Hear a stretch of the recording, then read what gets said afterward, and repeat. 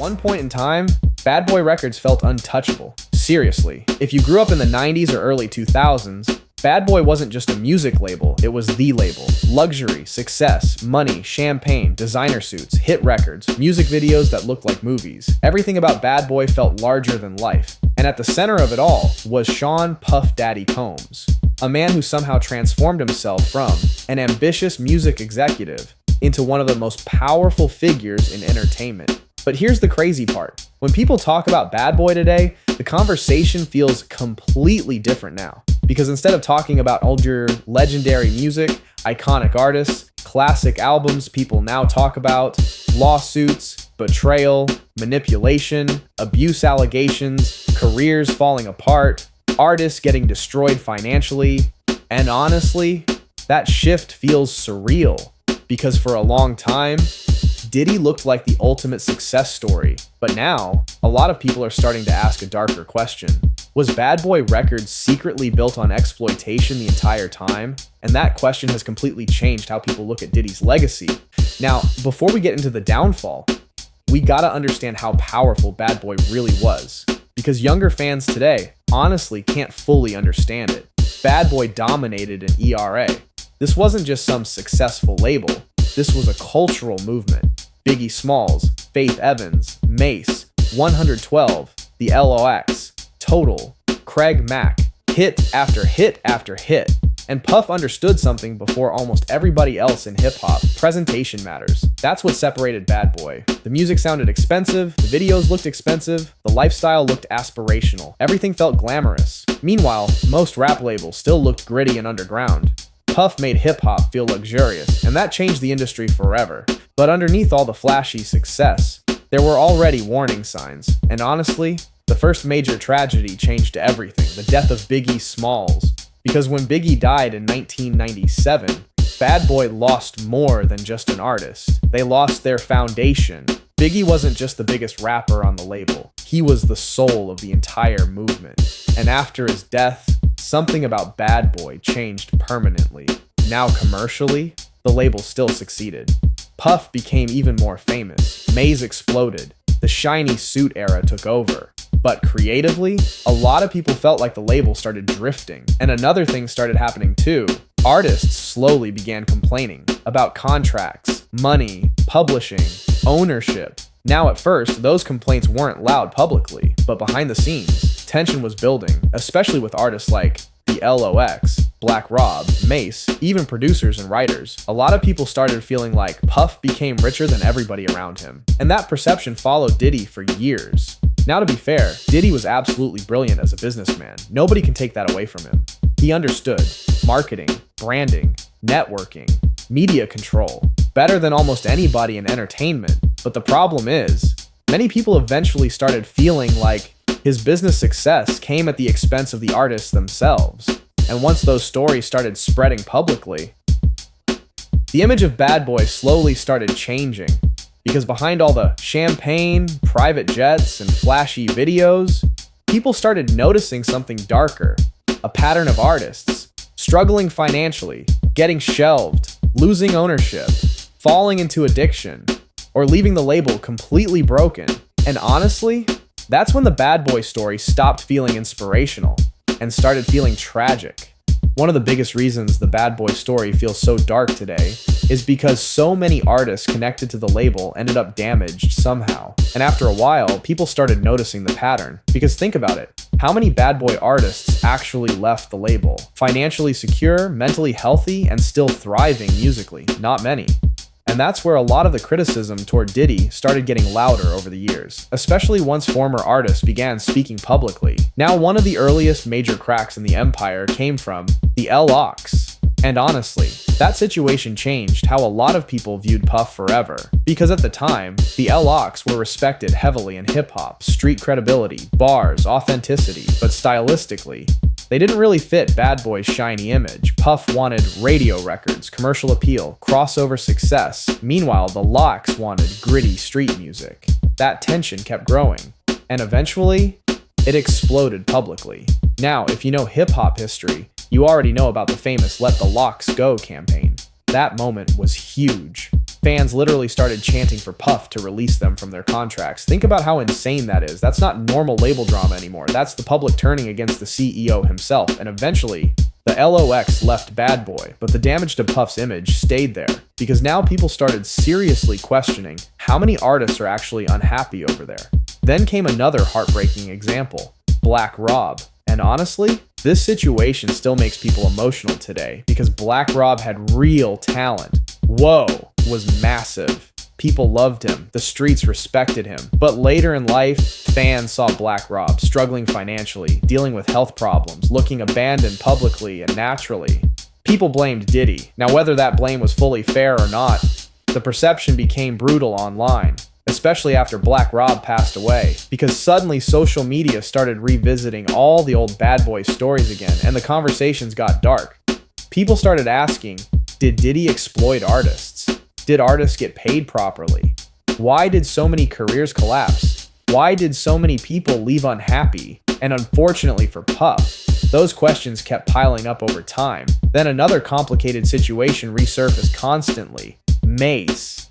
Now Mace's relationship with Diddy has always felt strange, because on one hand, Mase became a superstar through Bad Boy, but on the other hand, he repeatedly accused Puff of unfair business practices later, especially regarding publishing ownership and contracts. And when Mase started publicly speaking about owning his masters, that conversation hit differently in the modern era, because today's audience cares way more about ownership than audiences did in the 90s. So suddenly, older Bad Boy business stories started looking even worse in hindsight, and honestly, that's when Diddy's image slowly started transforming online. At one point, he was viewed mostly as the flashy genius mogul. Now, a lot of people started viewing him as a manipulative executive who profited off artists while they suffered. That's a massive shift culturally, especially because Puff spent decades carefully building his image. And honestly, that image control worked for a long time, because Diddy always understood media extremely well. Award shows, interviews, networking, relationships, brand partnerships. He mastered celebrity culture. But eventually, the internet changed everything, because social media made it harder for powerful people to fully control narratives anymore. Now old interviews resurface, old stories resurface, old accusations resurface. And once audiences start connecting patterns together, things spiral fast, especially in today's culture, where audiences are way more critical of exploitation, power dynamics, abuse, manipulation. And unfortunately for Diddy, that shift in public awareness happened right as more allegations started appearing around him publicly. And honestly, that's when the Bad Boy story started turning from music history into something much darker. Now here's where the story starts getting really uncomfortable, because once serious allegations started surrounding Diddy publicly, people began re-examining everything connected to Bad Boy differently. And I mean everything. Old interviews, old industry rumors, artist relationships, power dynamics, stories people ignored for years. Suddenly, the internet started looking at the entire Bad Boy era through a darker lens. And honestly, that completely changed Diddy's public image almost overnight, because for decades, Puff somehow managed to stay untouchable. No matter what controversy happened, he always seemed to survive it. That's what made him feel almost larger than life. But eventually, the internet started turning on him hard. And one of the biggest reasons? People started feeling like too many former artists had similar stories. Stories about fear, manipulation, bad contracts, emotional control, financial disputes. And once audiences start seeing patterns, public opinion shifts fast. Now, another major factor in all of this was how differently younger audiences view power now. Because in the 90s and early 2000s, a lot of behavior in the music industry got normalized. Executives controlling artists heavily, artists getting terrible contracts, fear-based business tactics. Back then, people almost treated that stuff like, that's just the industry. But today, audiences are way more critical of those dynamics, especially when artists appear damaged publicly afterward. That's why old Bad Boy stories suddenly started hitting people emotionally again. Because now fans weren't just looking at success, they were looking at the human cost behind the success. And honestly, that's where the Bad Boy story becomes tragic. Because despite all the legendary music, there's this lingering feeling that a lot of people got hurt along the way. Now, another thing that complicated Diddy's legacy badly was the internet's obsession with downfall stories. And this is important because social media loves watching powerful people collapse, especially people who spent decades appearing untouchable. That's why once the allegations and lawsuits started piling up, the internet became ruthless. Memes, conspiracies, think pieces, old clips resurfacing constantly. And every new accusation made the situation feel darker publicly. Now, to be fair, some people argue that the internet also exaggerates things. That once a public figure becomes unpopular, people start attaching every negative story imaginable to them. And honestly, there's truth to that too. But regardless of where people personally stand, one thing is undeniable. Diddy's public image changed permanently. And once an image changes that dramatically, it's almost impossible to reverse completely, especially today, because the internet never forgets anything anymore.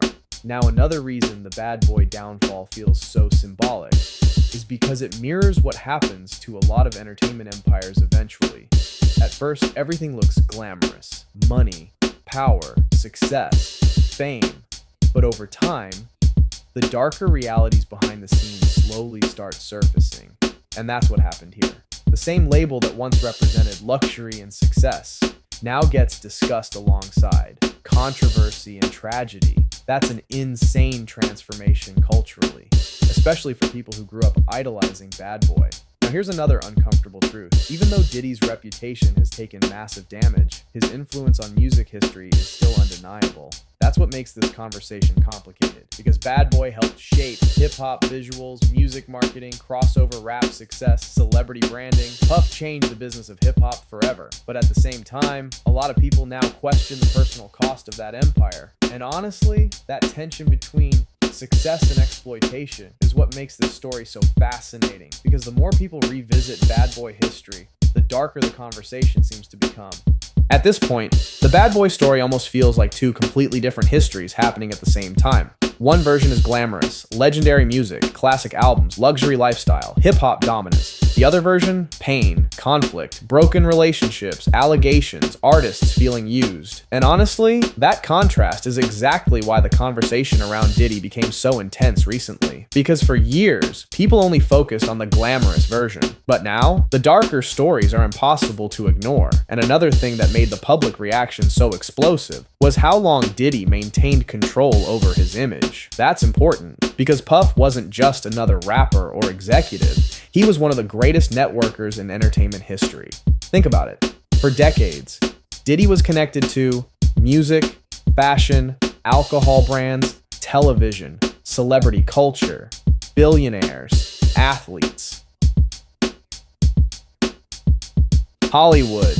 He built relationships everywhere. That level of influence protected his image for a very long time. But eventually, social media changed the rules completely, because now anybody can speak publicly. Old clips spread instantly. Accusations spread instantly. Narratives spiral instantly. And once public opinion starts collapsing online, it becomes almost impossible to stop. Especially when people already secretly distrusted powerful celebrities. Now, another thing that damaged Diddy badly was the emotional reaction from fans who once admired him, because this wasn't just another celebrity controversy. For many people, Bad Boy represented childhood memories. The music meant something emotionally. Biggie, Mace, 112, Faith Evans, classic videos, classic radio moments. People grew up on this era, so when darker stories started surrounding that legacy, it felt personal for a lot of fans. That's why the internet reaction became so emotional, because people weren't just processing accusations, they were processing the collapse of an icon. And honestly, that's hard for audiences psychologically. Now, another major conversation started happening too: the role of power in the music industry itself. Because once people began discussing Diddy's behavior, the conversation expanded beyond just him. Suddenly, people started questioning how labels treat artists, executive control, exploitation, celebrity protection systems. And that's when the Bad Boy story became bigger than music. It started symbolizing the darker side of entertainment culture overall, especially in hip-hop, because historically, hip-hop has always had complicated relationships with money, power, street politics, and exploitation. And Bad Boy became one of the clearest examples of how blurry those lines can become. Now here's the really sad part. A lot of Bad Boy's actual musical achievements now get overshadowed completely by controversy. That's unfortunate, because regardless of how people feel about Diddy personally, the label's influence on hip-hop is undeniable. Bad Boy helped make rap feel global. It helped make hip-hop feel luxurious and cinematic. It changed music videos, marketing, fashion, branding forever. But unfortunately, when controversy becomes strong enough, it starts rewriting legacy itself. And that's exactly what's happening now. The newer generation isn't discovering Bad Boy through classic music. They're discovering it through lawsuits, memes, allegations, and internet documentaries. That's a crazy shift historically. And honestly, it might permanently reshape how this entire era gets remembered moving forward. Because once a legacy becomes attached to scandal publicly, it changes how future audiences interpret everything connected to it. At the end of the day, the Bad Boy story feels less like a music success story now, and more like a cautionary tale. Because when people look back at the empire today, they don't just see hit records, flashy videos, luxury lifestyles. They also see broken artists, legal battles, controversy, fear, and unanswered questions. And honestly, that's a tragic ending for something that once felt so untouchable. Because there was a time when Puff Daddy represented the American dream in hip-hop, a black entrepreneur from Harlem who transformed himself into a billionaire mogul. That story inspired millions of people, especially in the 90s and early 2000s. But now, that same story feels much darker. And one of the biggest reasons is because public opinion changed dramatically. The internet no longer worships powerful celebrities the way older generations did. Now audiences question everything, especially when multiple stories and accusations start aligning publicly. And unfortunately for Diddy, that shift happened at the worst possible time. Because once the lawsuits and allegations exploded publicly, the internet immediately started re-examining his entire career through a different lens. And honestly, that's when the Bad Boy legacy started collapsing culturally. Not necessarily musically, but emotionally. Because people started asking, was this empire actually healthy for anybody besides Puff himself? That's a brutal question, especially when so many former artists appeared, financially damaged, emotionally damaged, or forgotten completely. Now, to be fair, there are still people who defend Diddy heavily. Some argue the internet exaggerates. Successful executives always get hated. Artists signed contracts willingly. And people are rewriting history unfairly. And honestly, those conversations will probably continue forever. But regardless of where people stand personally, one thing is undeniable.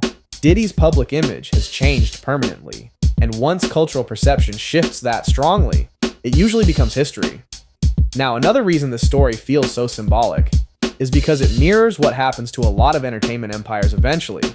At first, the world only sees glamour, money, success, power, luxury. But over time, the stories behind the scenes eventually surface, and once they do, the illusion starts breaking apart. That's exactly what happened here.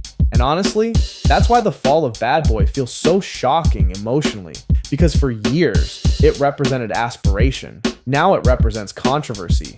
That's an unbelievable transformation, especially for people who grew up idolizing that era. Now, personally, I think the hardest part about this entire situation is realizing how complicated legacy really is. Because despite all the controversy, Bad Boy still changed hip-hop forever. The music mattered, the artists mattered, the cultural influence mattered. But at the same time, a lot of people now question the human cost behind that success.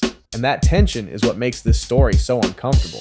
Because sometimes the same empire that creates greatness publicly can create pain privately too. And honestly, that might be the real story of Bad Boy Records, not just success, not just controversy, but the complicated reality of what happens when power, money, ego, celebrity, and exploitation all collide together. And unfortunately, hip-hop has never fully recovered from that cycle. If you enjoyed this breakdown, subscribe to Fake Famous because we're documenting the rise and the fall of hip-hop history.